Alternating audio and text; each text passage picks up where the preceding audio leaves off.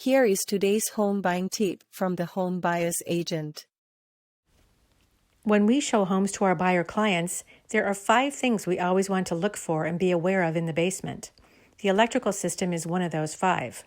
Of course, we leave the details to a professional home inspector, but that being said, we still want you to get an idea of what's going on with the electrical system before we start negotiating on a home. An important thing to know is that there was a major change in the way homes were wired about 80 years ago.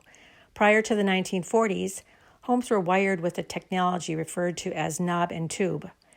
Knob and tube is very different from the modern wiring because manufacturers didn't understand much about insulating, and plastics had not really been developed at that point, so the installers primarily relied on airspace for insulation. Knob and tube isn't inherently bad, but a lot of amateurs have tried to modify it over the years, and that has caused a lot of problems, including many house fires. So it is considered undesirable now, but we still see it on older homes. So very old equipment is one thing we want to be sensitive to. The other thing to be aware of is amateur electrical work. Open junction boxes and sloppy wiring are both typical indications of amateur wiring work.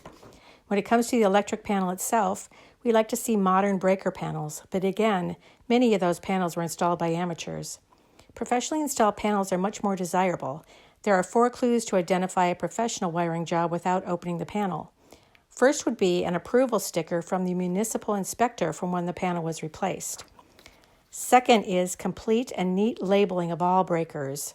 The building code requires electricians to label every breaker before they leave a job site. Third would be neat wiring coming into the panel. Real electricians tend to be very neat in their wiring work. Amateurs are almost always sloppy. And finally, there is usually a label on the panel from the electrical contractor who worked on it. If you decide to buy a home, once we've negotiated the purchase terms, we would have a home inspector actually open the panel and look at the details.